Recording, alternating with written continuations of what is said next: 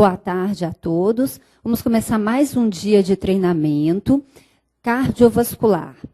E o que não pode demorar, então vai ser a nossa prioridade agora. Ressuscitação cardiopulmonar, emergência cardiovascular.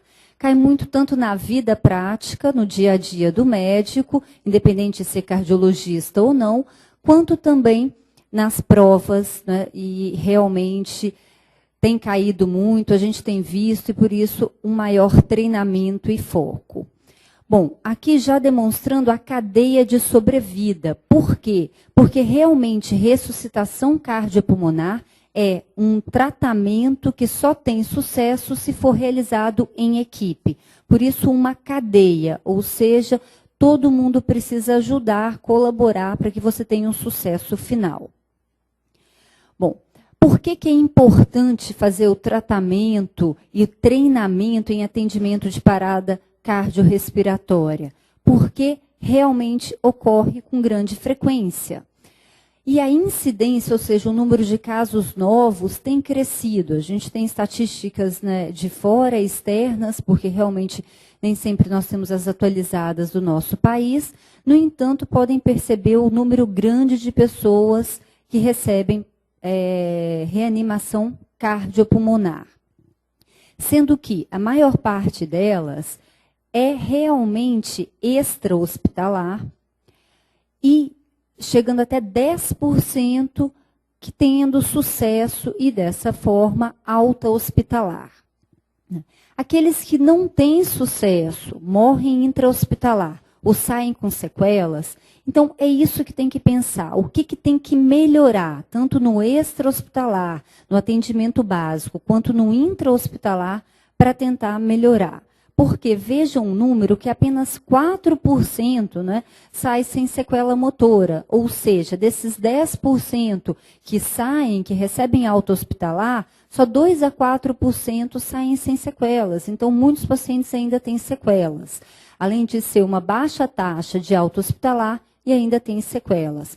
Portanto, ainda muita pesquisa nessa área para melhorar o atendimento pré- e intra-hospitalar.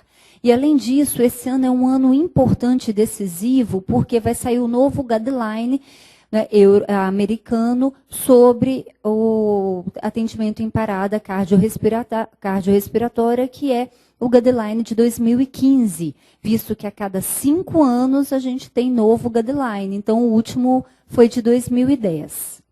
Tá? Realmente, o sucesso no atendimento da parada cardiorrespiratória, quando se tem uma parada arrítmica, que é por fibrilação ventricular ou taquicardia ventricular sem pulso, depende da velocidade de aplicação do choque, da desfibrilação. Portanto, rapidamente a gente tem que ter acesso a um desfibrilador externo automático, o DEA, para poder ter sobrevida do nosso paciente no atendimento. Percebam que esse artigo aqui da Circulation já é bem antigo, né, de 1991, já mostrava isso, que a cada minuto de parada arrítmica que não é desfibrilada, a gente perde 10% de chance de sobrevida com prognóstico neurológico satisfatório. Em termos da importância de DEA, isso já foi provado também, então esse é um artigo da New England de 2002, que quanto mais desfibrilador externo automático, ou seja, DEA disponível e treinamento de pessoas para utilizá-lo, maior sobrevida. Aqui é um estudo que eles mostravam a sobrevida após um atendimento por parada por fibrilação ventricular, aqui na cidade de Chicago e depois no aeroporto de Chicago. Então, a sobrevida era 2% na cidade toda de Chicago e 55% no aeroporto de Chicago. Isso por quê? Porque tinham muitos DEAs no aeroporto de Chicago e não em toda a cidade de Chicago. Ou seja, DEA é importante e, desta forma, existe uma lei nacional em que todos os locais que têm movimentos de muitas pessoas, mais de 1.500 pessoas passando por dia, deve ter um DEA e, é claro, pessoas treinadas para utilizá-lo, né, principalmente em aeroportos, shopping centers, metrôs, devem ter DEA. Campo de futebol, né, nós já vimos alguns desastres aí na parte esportiva, porque não se tinha um DEA, ou não sabia utilizar um DEA em atletas que morriam por parada cardiorrespiratória, a maioria das vezes é por FV-TV sem pulso, que é a principal causa de parada cardio extra-hospitalar. As fases da RCP são importantes, o entendimento dessas fases, até para a gente fazer um link na hora de tratamento.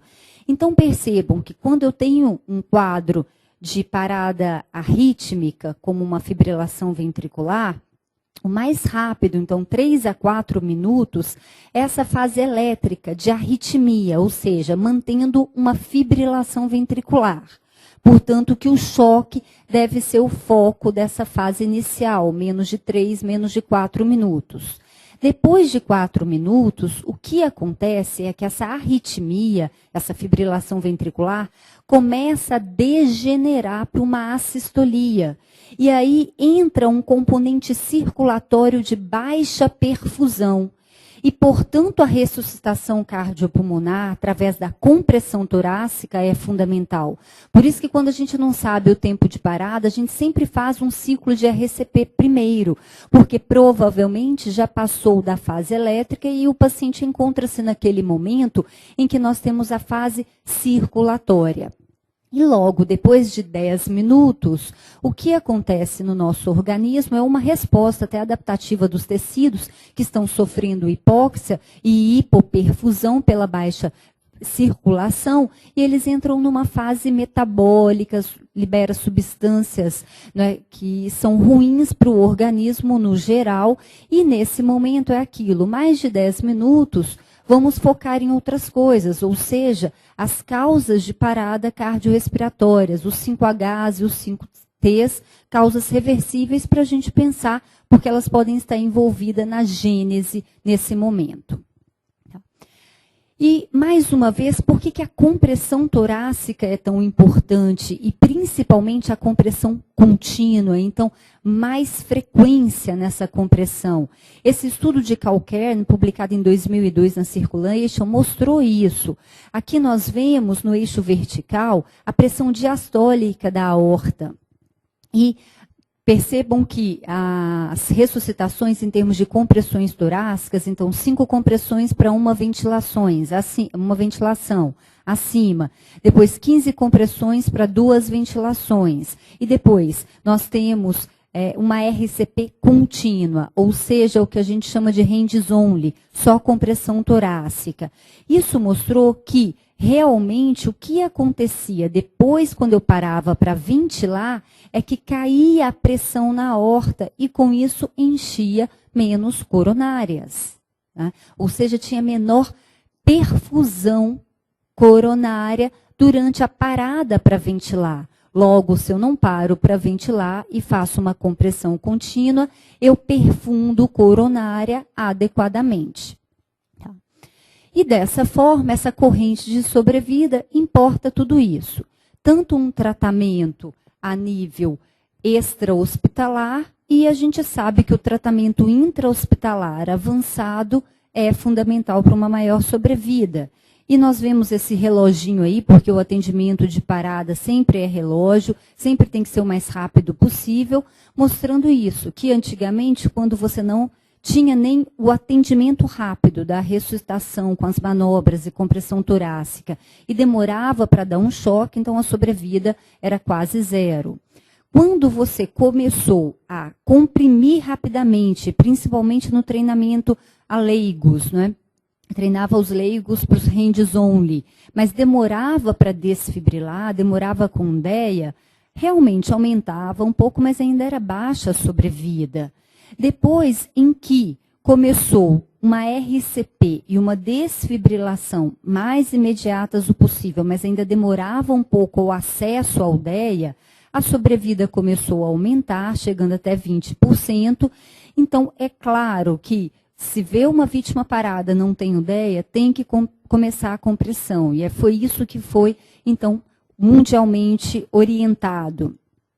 E depois, se você faz uma RCP rápida, tem uma desfibrilação rápida, treinando leigos com os DEAs, já que o desfibrilador externo automático, ele é para ser aplicado por pessoa leiga, não é? Então, treinando todo mundo, fazendo esse tratamento rápido, eu vou parar aqui um pouquinho, porque parece que o som não está saindo.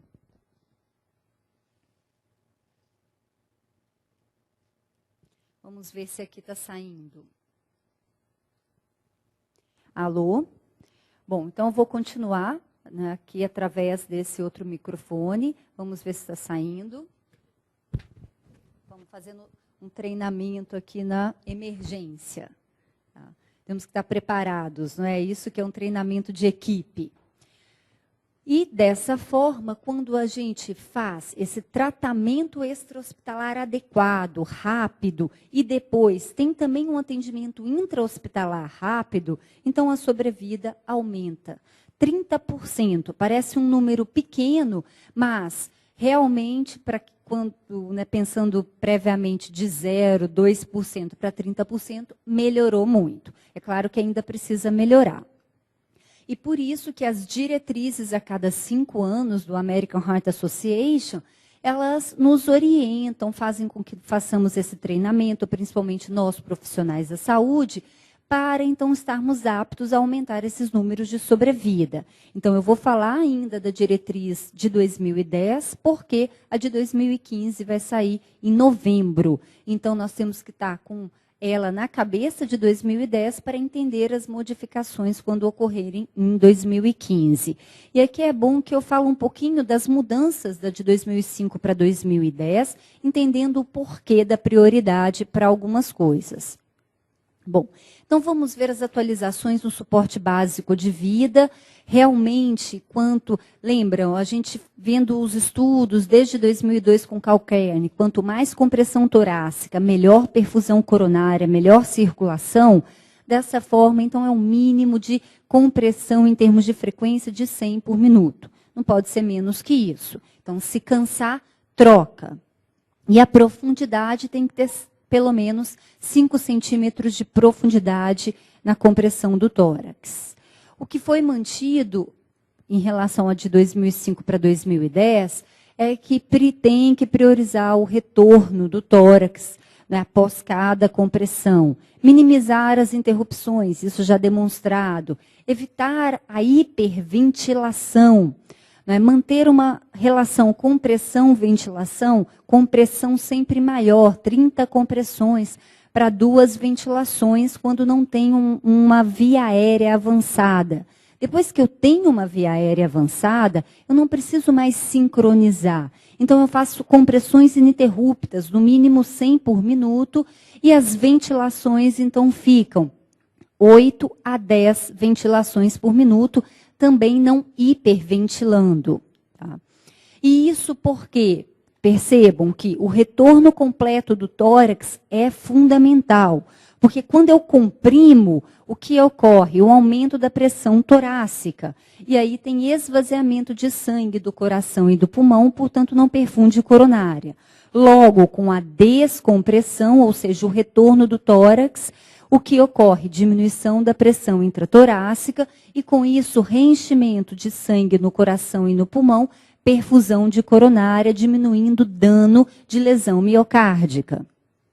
Evitar a hiperventilação. Por que foi falado tanto isso e cada vez mais orientado? Porque percebam que é o mesmo trabalho do Calcairn de 2002, a Circulation, que mostram que quanto mais frequência de ventilação, eu tenho uma menor pressão de perfusão coronária, que é o PPC aqui. Então, 12 ventilações por minuto, a pressão de perfusão de coronária são 23 milímetros de mercúrio. Quando eu hiperventilo, passo para 30 ventilações por minuto, olha o que acontece, cai para 16,9 milímetros de mercúrio. Então, por isso que não é adequado hiperventilar. Além disso, também, a hiperóxia, ela lesa o miocárdio. Então, eu não preciso dar excesso de oxigênio. A ressuscitação cardiopulmonar, O atendimento inicial mudou. Antigamente a gente utilizava a regrinha do ABC, abrir via aérea, ventilar e depois comprimir, né, circulação. Mudou para o CAB porque a compressão é mais importante que a ventilação, como vimos previamente. Então, os elementos críticos não devem ser esquecidos e devem ser feitos primeiro. Tá? Então, essa foto ilustrativa é para demonstrar compressão primeiro, circulação. Depois você abre via aérea e faz as 2 ventilações de resgate. E continua 5 ciclos, né? 30 compressões, 2 ventilações, fazendo na frequência certa, dão 2 minutos de atendimento. E por isso esse atendimento circular. Quer dizer, a gente não deve interromper, deve ser o mais rápido possível. Se eu vejo uma vítima não responsiva, eu chamo a ajuda. A ajuda é, se eu estou num local que tem DEA, é solicitar o desfibrilador externo automático, o mais rápido possível. Se não, é ligar para o setor de emergência. Tá? Nesse momento em que eu vou ligar para o setor de emergência, uma pessoa deve fazer isso para que eu possa fazer o atendimento, que é, então, começar a compressão torácica. Começando a compressão torácica, fazendo todo esse movimento circular, a gente treina isso quando é profissional de saúde e quando não é, porque o profissional de saúde, antes da compressão, ele checa pulso carotídeo por 10 segundos, aí sim, se a vítima está parada, ele começa a comprimir. O não profissional de saúde, ele é orientado, depois de chamar por ajuda, a começar a compressão sem checar pulso.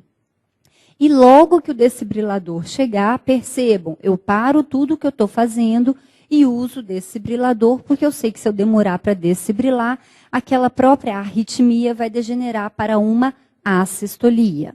Tá? Então, chamando a atenção, profissional de saúde, antes de comprimir, checa pulso carotídeo por 10 segundos.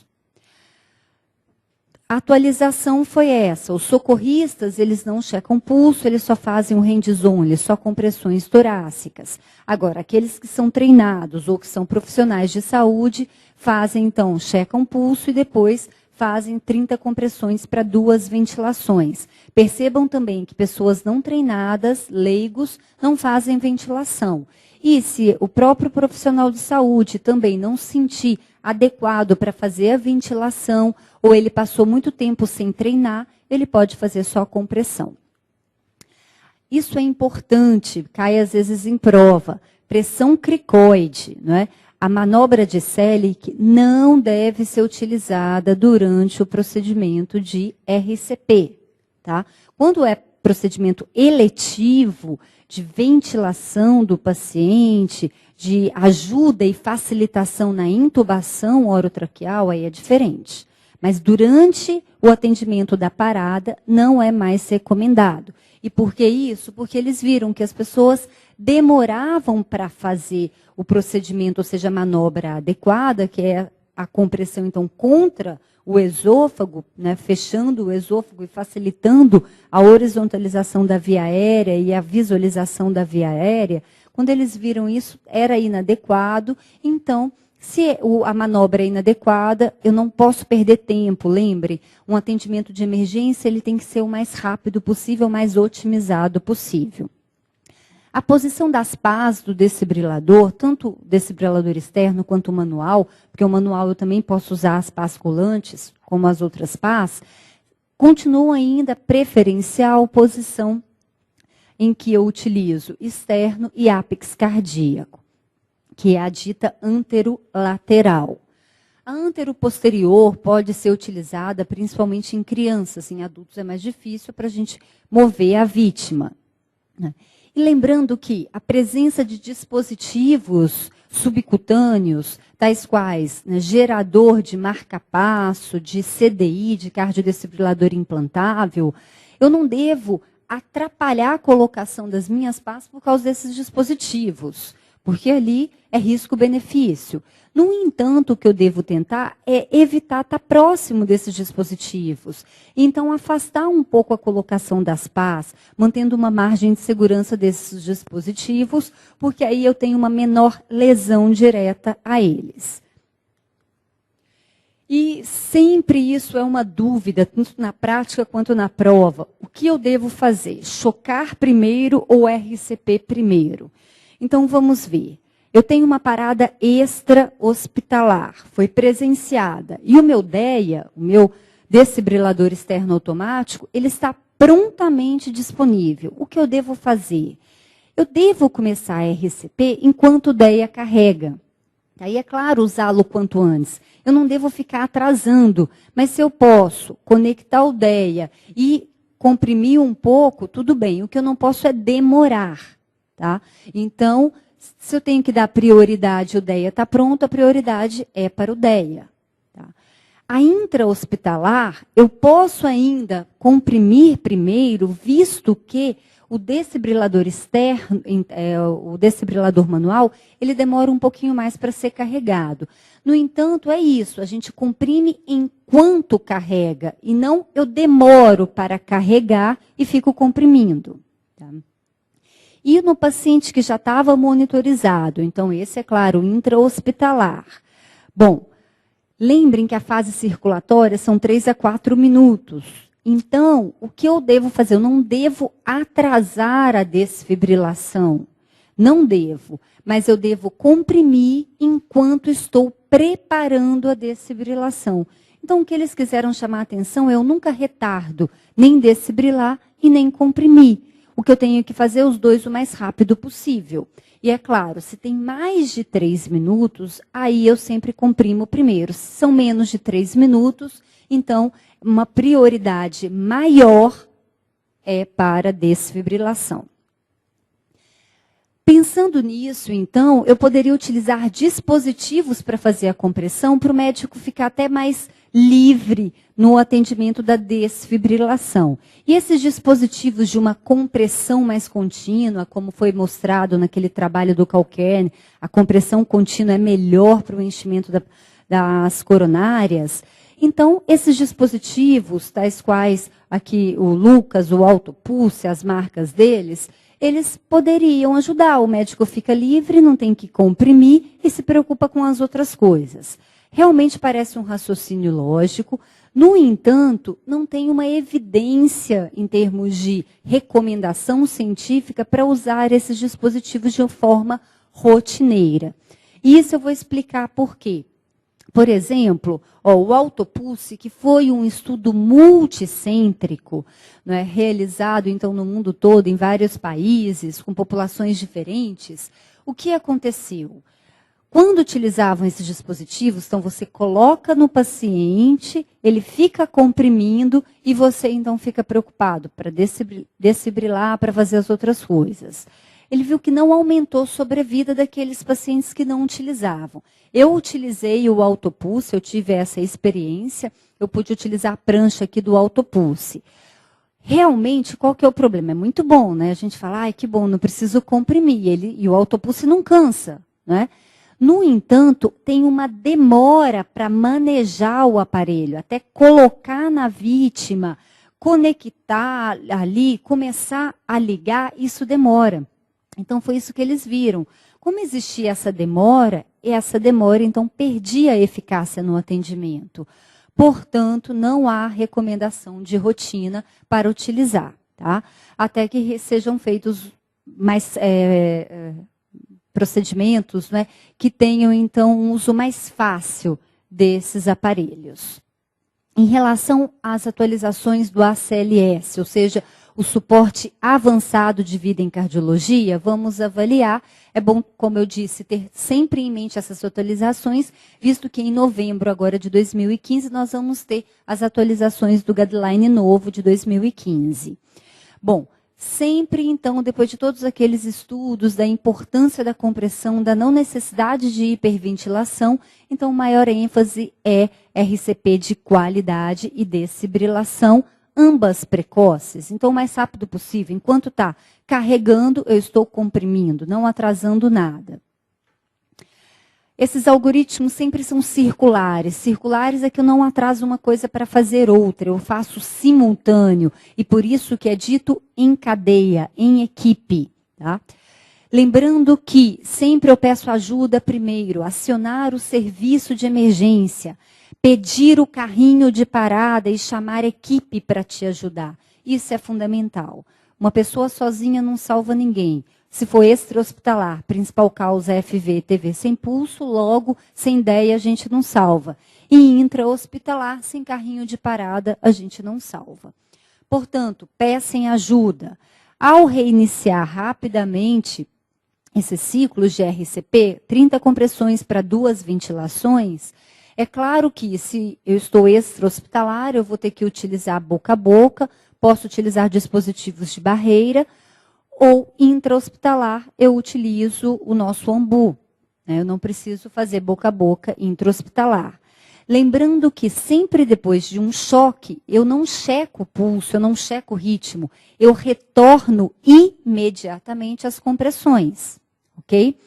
E é lógico que assim que um acesso venoso estiver pronto, eu administro drogas. Drogas, prioridade, vasopressores. Quais vasopressores que nós temos? A adrenalina e a vasopressina.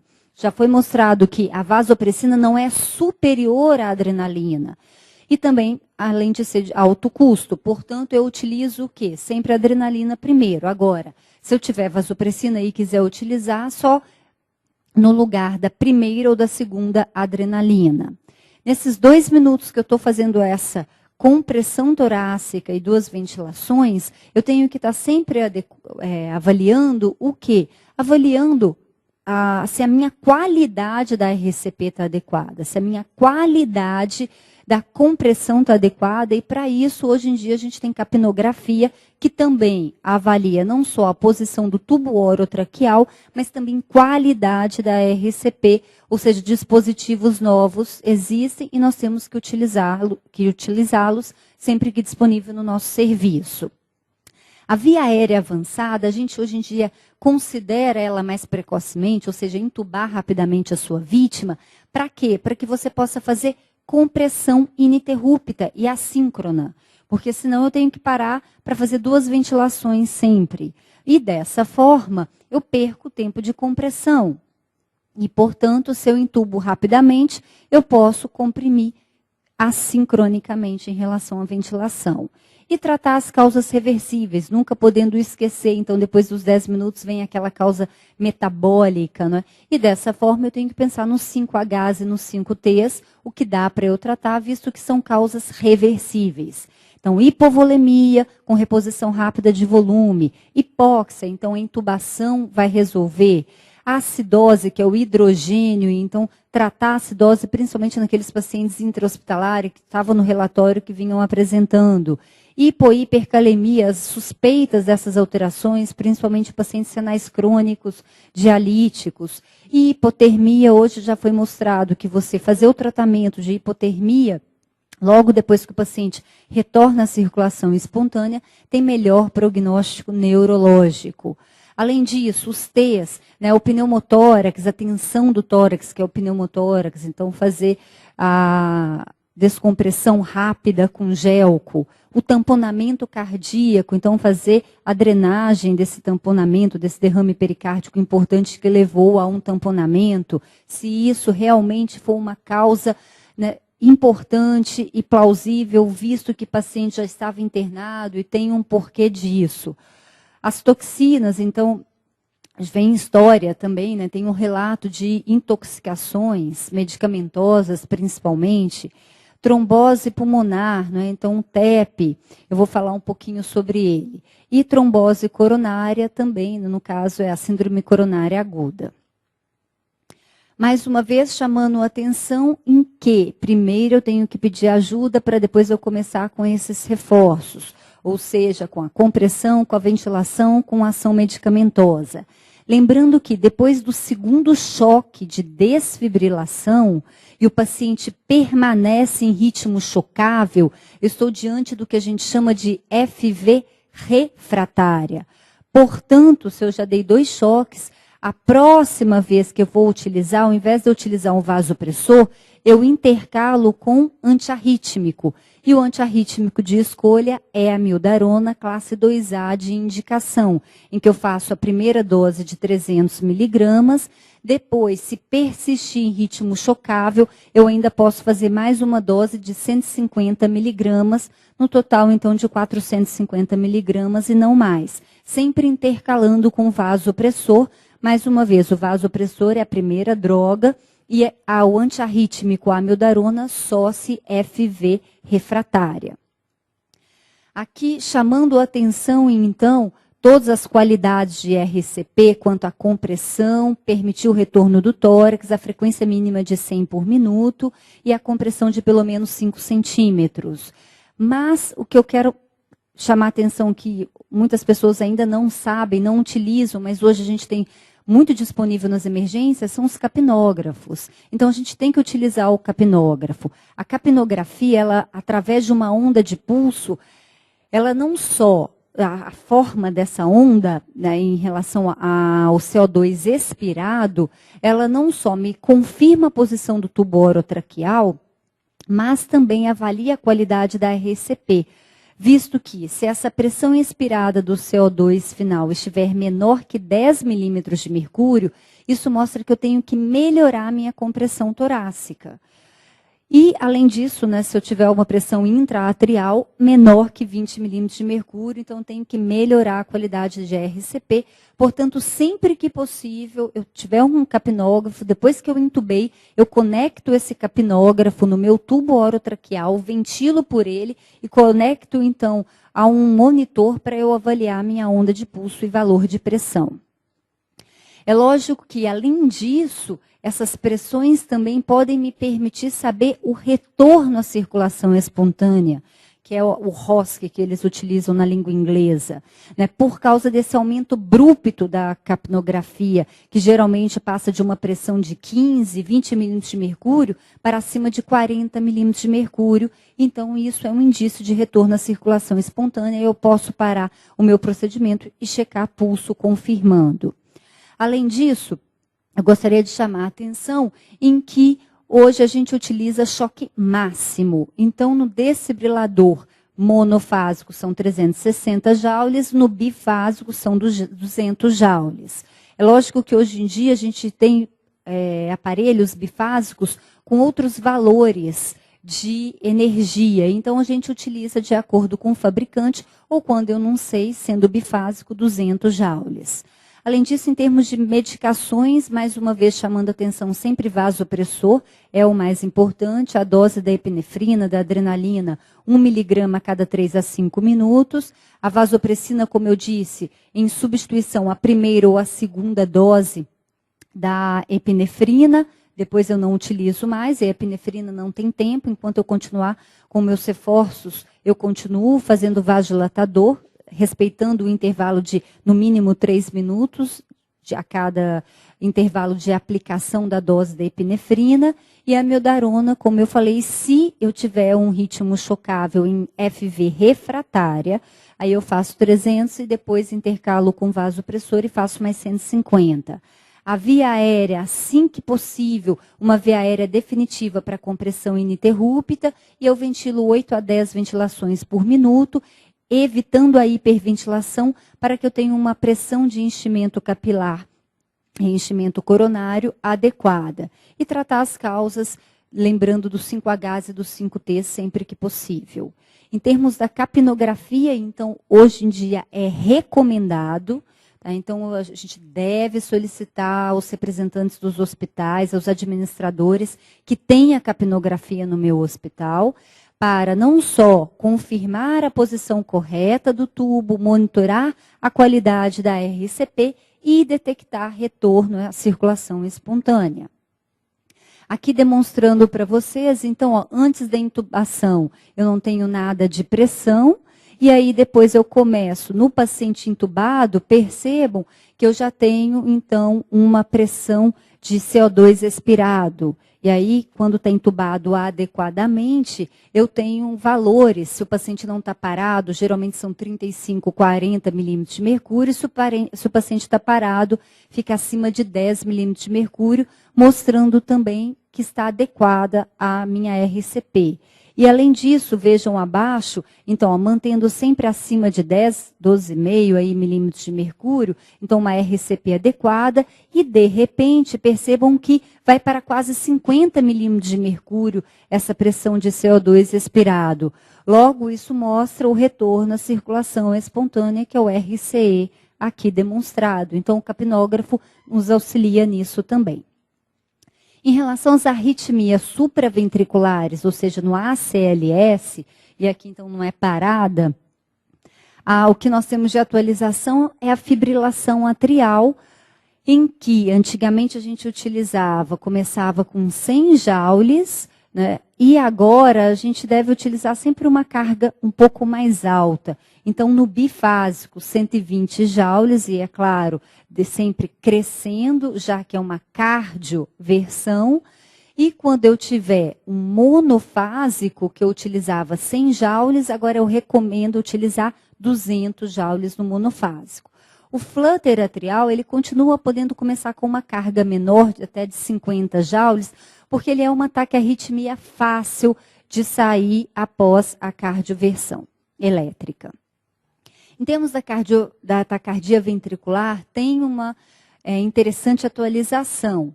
A taquicardia ventricular monomórfica sustentada, o TVMS aqui, com pulso, então não é parada. Eu vou proceder à cardioversão elétrica sincronizada pelo meu algoritmo. Lembrando que a carga inicial são 100 joules, então mudou a fibrilação atrial, mas a TV não. O que a taquicardia ventricular monomórfica sustentada sem pulso, ela é igual a FV. Se é igual a FV, o que eu tenho que fazer? Desfibrilar. Então, se eu vejo uma taquicardia ventricular monomórfica no meu monitor, chequei pulso, o paciente não tem pulso, é desfibrilar e começar a RCP. Se o paciente tem pulso, então eu vou cardioverter. Em termos de protocolos de desfibrilação, continua sempre um choque, né? Porque, infelizmente ou felizmente, mas antigamente eles usavam vários choques. Faziam 2, 3, 4 choques seguidos. Hoje em dia não, é um choque.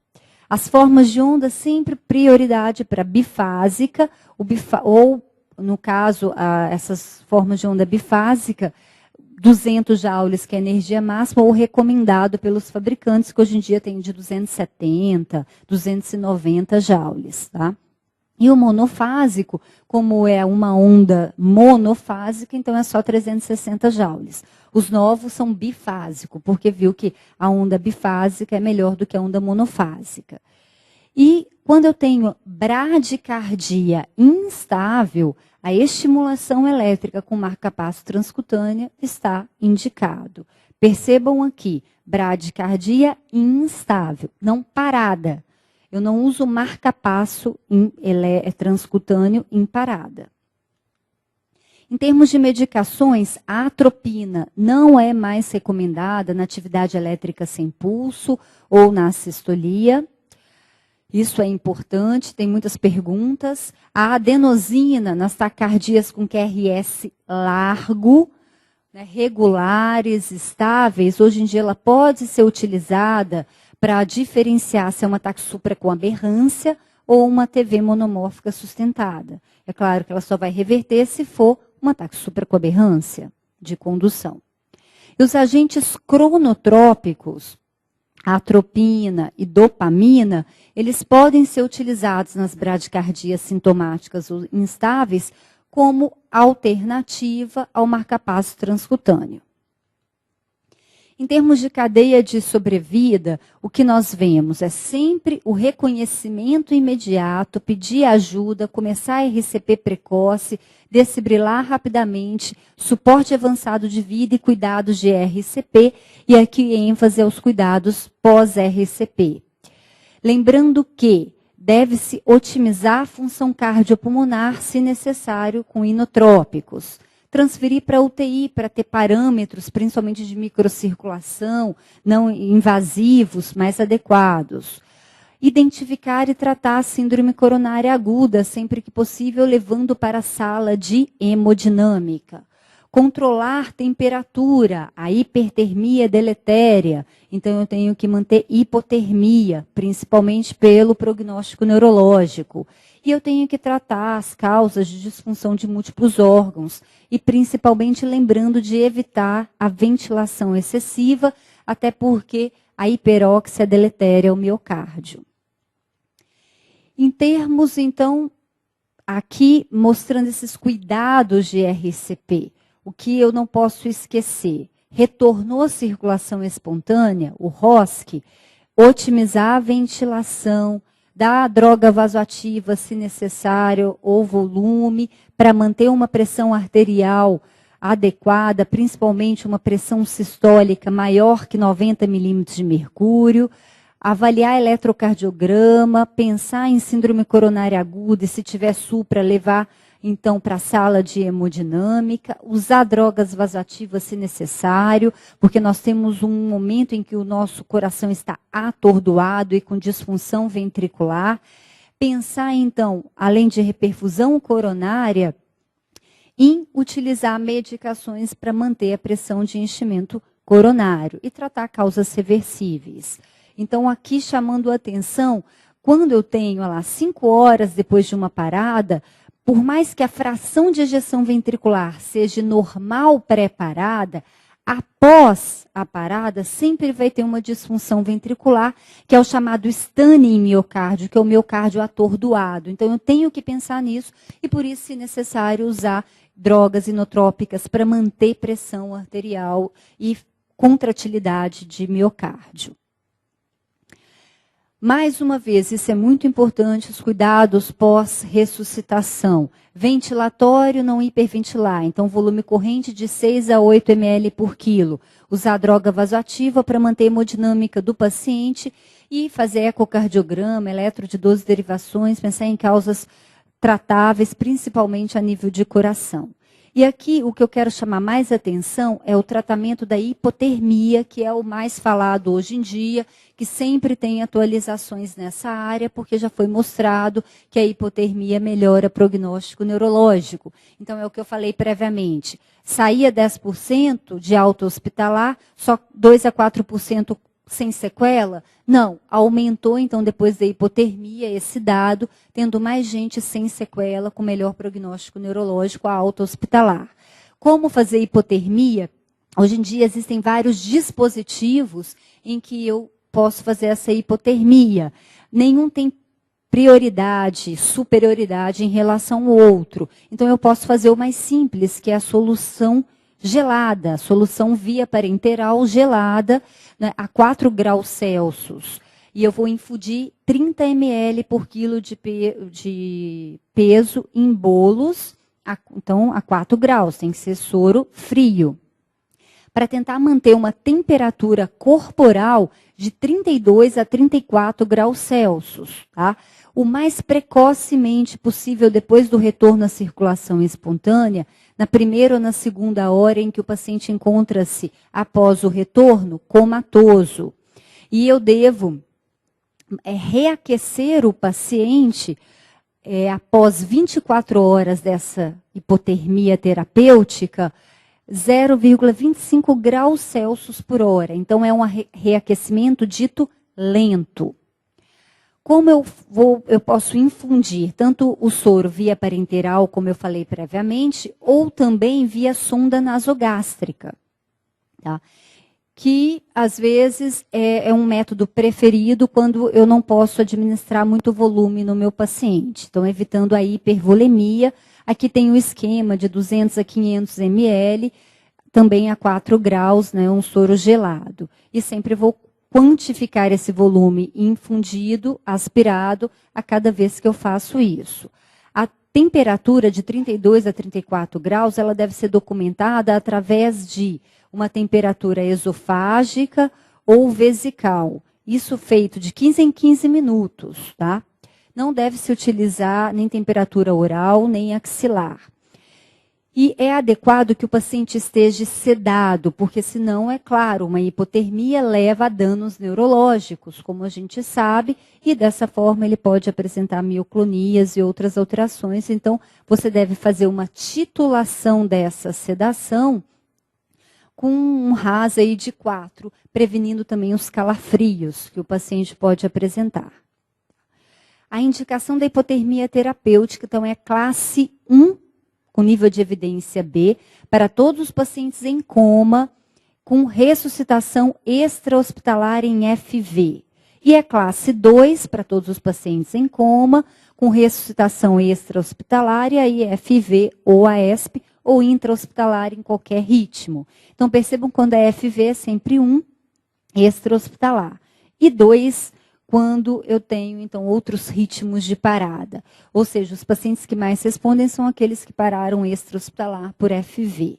Nenhum método de indução é melhor e mais eficaz e superior que o outro. Como eu falei, hoje em dia existem mantas para hipotermia, existem capacetes para hipotermia, existe a hipotermia através de catéter arterial. Então, existem vários métodos. Não é confiável temperatura axilar, oral e retal, e sim a esofágica ou vesical, e também pode através do catéter de Swan-Ganz. Então, uma monitorização na unidade de terapia intensiva possibilita isto.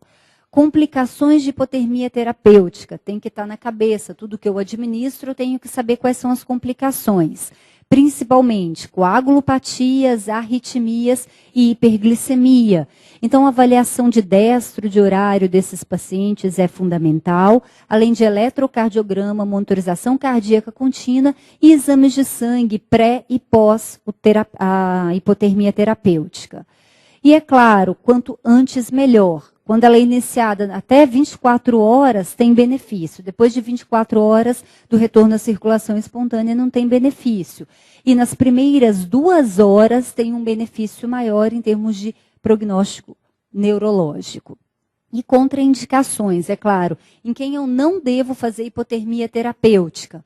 Pacientes grávidas, ou pacientes que estão instáveis hemodinamicamente, necessitando de aumento de droga vasoativa. Lembrem que usar droga vasoativa é normal, visto o miocárdio atordoado. Então, isso não é contraindicação. Mas aquele que eu estou tendo que aumentar droga vasoativa, aí tem uma instabilidade refratária a drogas. E coagulopatia, isso é relativo. Claro, o paciente com parada, ele pode ter uma coagulopatia, mas desde que não seja tão significativa, contraindicando a hipotermia. Trombólise não é contraindicação para hipotermia. Então, o paciente que fez uma parada pós-trombólise, eu posso fazer hipotermia mesmo pensando nas contraindicações de coagulopatia.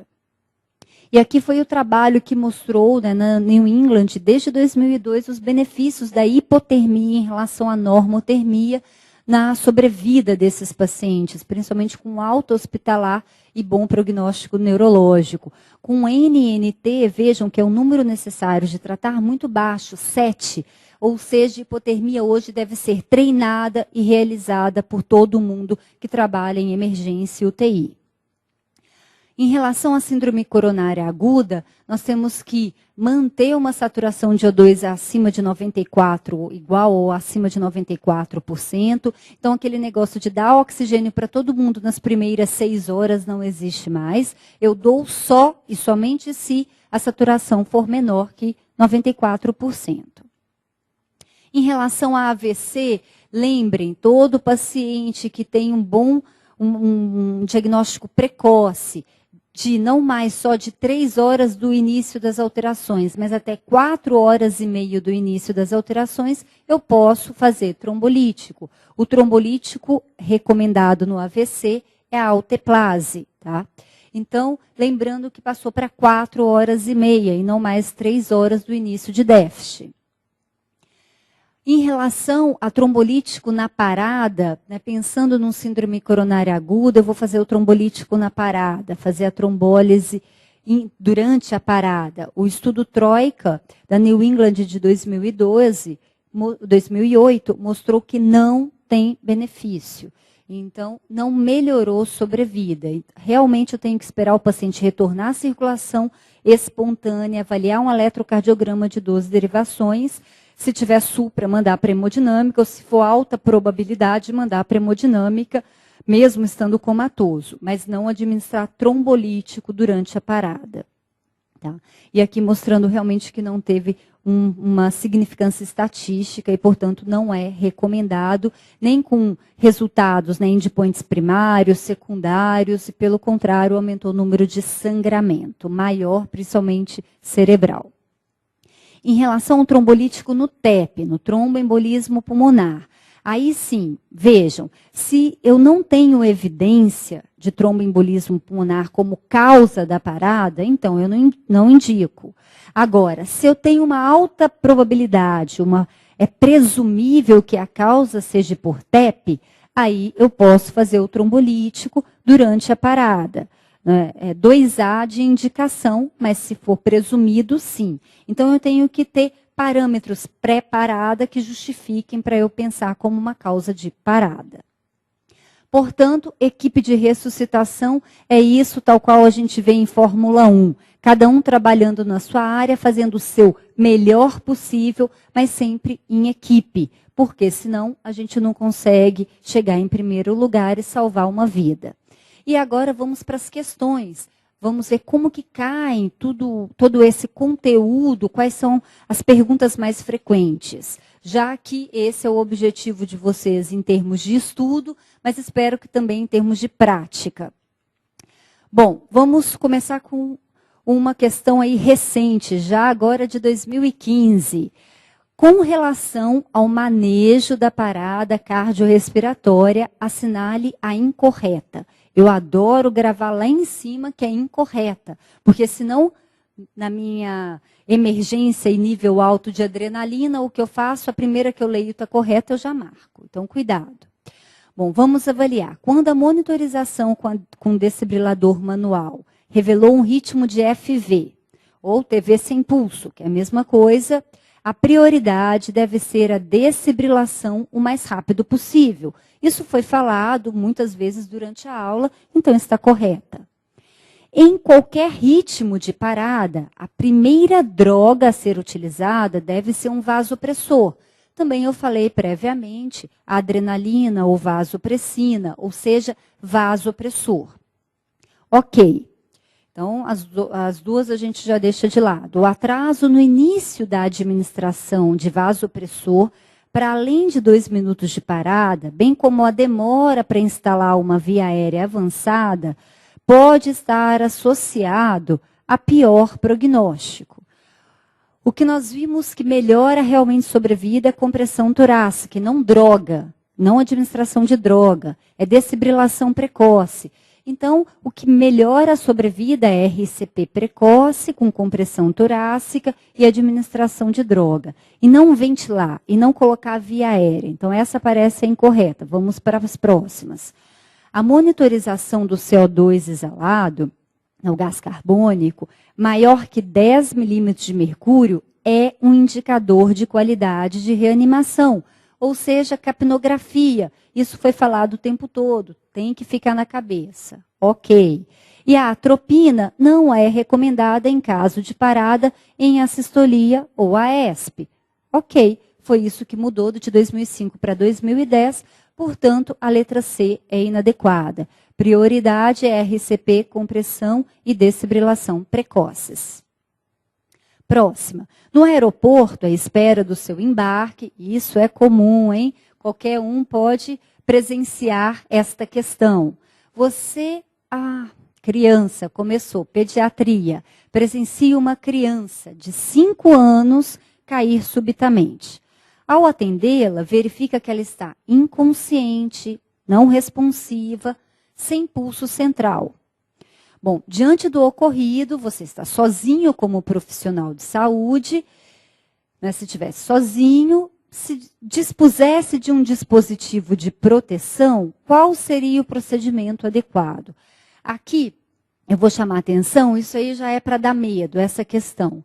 Lembrem sempre, quando a gente lê com calma os guidelines, a gente percebe que na pediatria também compressão é a prioridade, tá?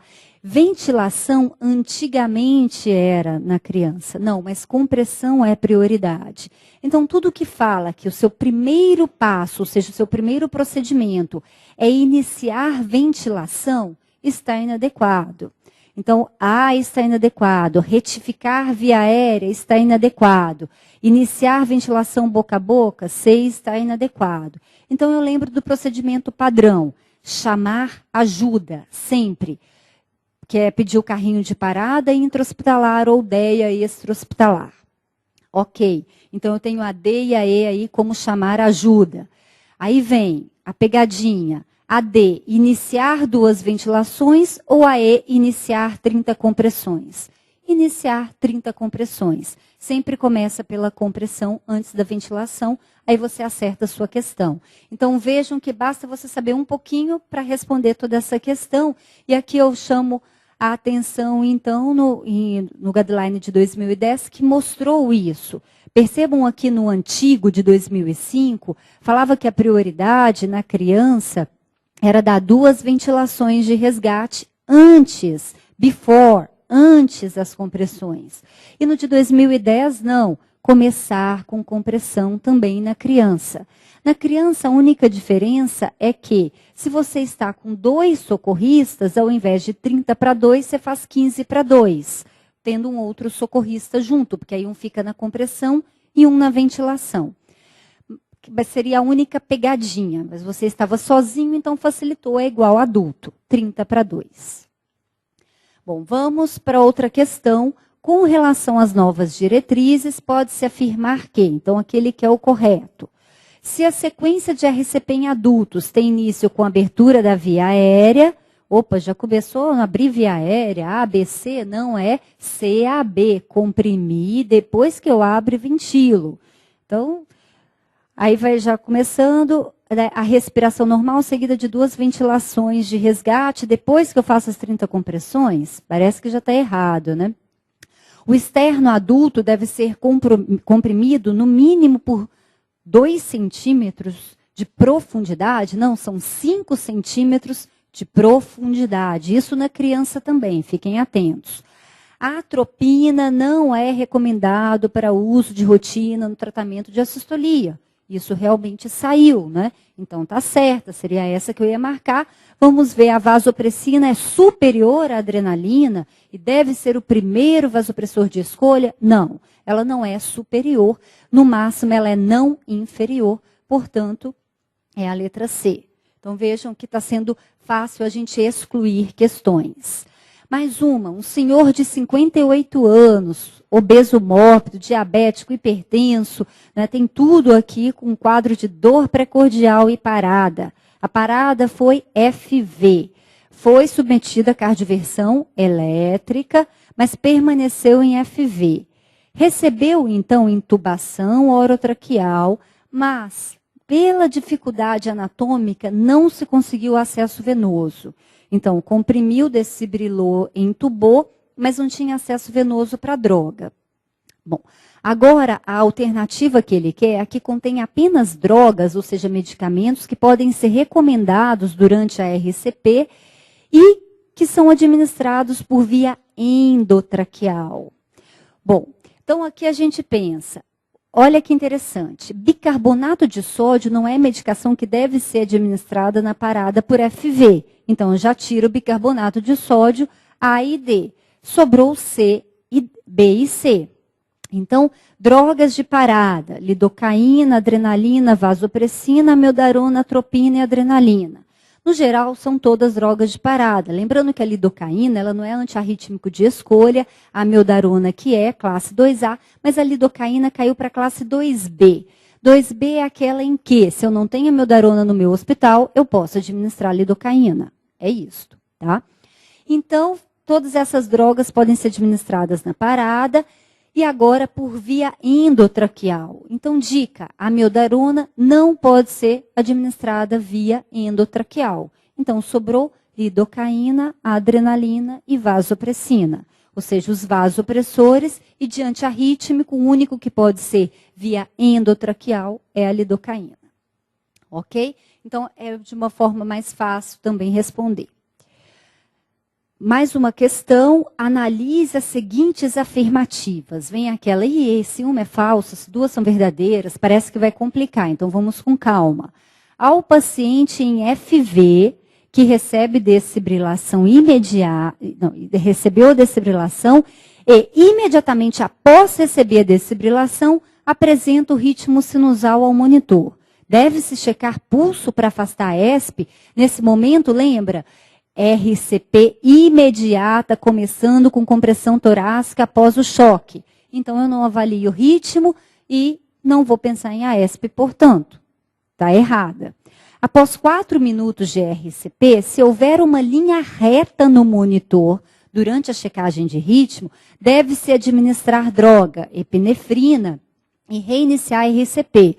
Não, neste momento o que eu faço? Protocolo de linha reta para diferenciar FV fina de assistolia. Porque se for FV fina, eu desfibrilo. E se for assistolia, aí que eu administro droga e reinicio a RCP. Então, inadequada.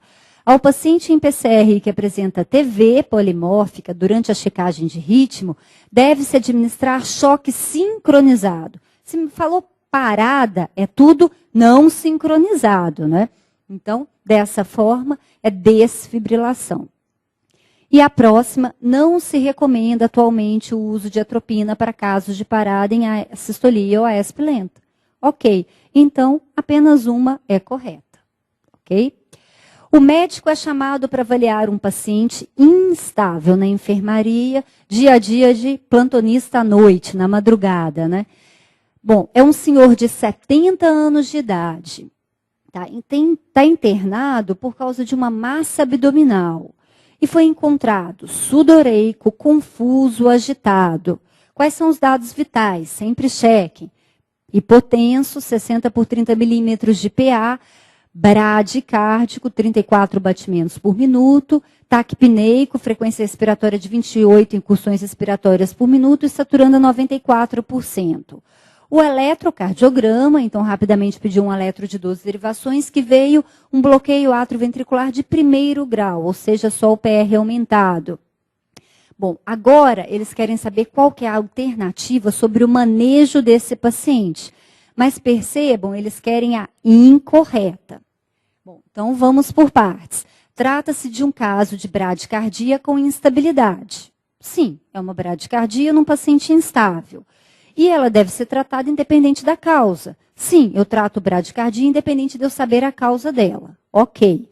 A primeira opção terapêutica na bradicardia instável é a atropina, visto que é um BAV de primeiro e espera-se resposta desse BAV. Tá certo, em termos de droga cronotrópica, a atropina, depois dopamina, no lugar do marcapasso transcutâneo, é aceitável, como foi falado na atualização prévia. Ok. A segunda opção terapêutica farmacológica é noradrenalina, vasopressor. Bom, então não. O máximo eles aceitaram que é droga cronotrópica, então não é uma segunda opção. E o marcapasso transcutâneo deve ser uma opção temporária até o implante do transvenoso. Então, ok, droga, atropina ou dopamina, que são drogas cronotrópicas. Depois eu vou utilizar o marcapasso transcutâneo e depois o marcapasso transvenoso, nessa ordem. E não noradrenalina. Então, a incorreta é a que utiliza noradrenalina. Porque eu resolvendo a bradicardia, eu resolvo a instabilidade, já que muitas vezes a instabilidade é secundária à bradicardia nessa situação. Lembrando, marcar incorreta. Então, aqui, as drogas cronotrópicas são recomendadas como alternativa ao marcapasso transcutâneo nas bradicardias sintomáticas ou instáveis. Ok? Durante o procedimento de reanimação, instituído no suporte avançado, com acesso venoso, então esse facilitou, agora já tem um acesso venoso. Quais são as medicações a serem utilizadas? Então, lembrando, vasopressor sempre, depois antiarrítmico só CFV refratária. Então, vamos lá. Epinefrina, vasopressor, ok. Amiodarona em FV, mas amiodarona em atividade elétrica sem pulso? Não. Adrenalina, epinefrina, ok. E amiodarona em FV. em assistolia, em atividade, então tudo que tem amiodarona é antiarrítmico, é só para FV refratária. Então não para AESP, não para assistolia. Então já tirei essas duas. Epinefrina e vasopressina são vasopressores em FV refratária. Elas podem ser utilizadas, mas aqui, se eu falo FV refratária, eu gostaria de ouvir um antiarrítmico, então espera aí. Epinefrina e atropina em assistolia. Lembrem, a atropina saiu da assistolia e a ESP, então tira a atropina. E epinefrina e amiodarona em FV refratária. Então, parece ser a mais correta, visto que é FV refratária, então eu preciso de um antiarrítmico. E a amiodarona é um antiarrítmico e não a vasopressina. Ok?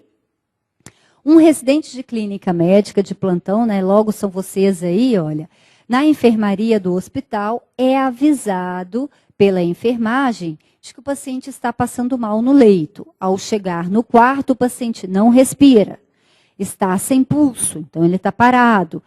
Muito bem, solicitou ajuda, carrinho de parada, que vem com um desfibrilador, e ele já começou antes disso, claro, compressões torácicas. 3 minutos depois, chegou o carrinho de parada com desfibrilador. Esse desfibrilador é um desfibrilador moderno, bifásico, o qual já foi conectado ao paciente e o monitor, né, mostrou realmente uma fibrilação ventricular. Quais são, então, as condutas seguintes para você realizar? Você para de comprimir, carrega o desfibrilador até 360, opa! Isso aqui você já vai lá, marca o bifásico. 360 não é bifásico. Então, tudo que for 360, você já pode excluir aí para facilitar. Né? Então, vamos lá, já excluí a A e a D, né? Bom, vamos para B. Mantenho as compressões, administro o medicamento e desfibrilo. Eu nunca devo demorar para desfibrilar. Então, administrar medicamento, né? Então, não seria o adequado. Interrompo as compressões e carrego o desfibrilador usando 200. Vamos ver. O 360 nós já tiramos, interrompo as compressões, administro o medicamento, a amiodarona, carrego o desfibrilador. Lembre, eu não vou parar para administrar medicamento. A amiodarona é só FV refratária. Eu não dei nenhum choque ainda. Então, a E também não. Então, já excluí a A, a D, a E. Ficou entre a B e a C. A diferença da B e da C é que uma mandou parar de comprimir e desfibrilar, e a outra mandou parar de comprimir, administrar a droga e desfibrilar. Então, realmente, é a C. Parar de comprimir e desfibrilar são as duas coisas precoces que eu devo objetivar no atendimento da parada. Ok? Lembrando, bifásico, lembrem que foi a pegadinha aí dos 360, você já elimina duas questões.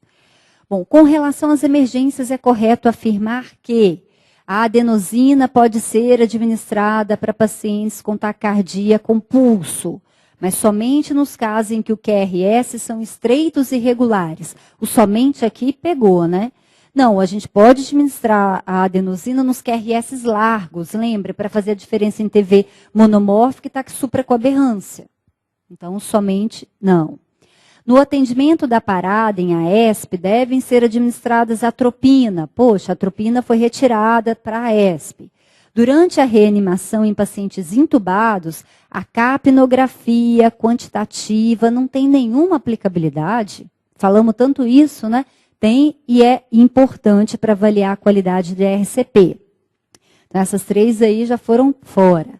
A indução de hipotermia de 32 a 34 graus Celsius está indicada a pacientes submetidos a RCP quando, após o retorno à circulação espontânea, é constatado estado comatoso. Sim. E a terapia trombolítica no AVC mostra benefício da alteplase ser administrada nas primeiras 3 horas. Lembrem, não foi aumentado para até 4 horas e meia do início do déficit. Então, ficou fácil, letra D de dado é a correta. Bom, dúvidas então na área do aluno, as questões de vocês que estão assistindo, eu vou responder na próxima aula. Muito obrigada pela participação, boas provas.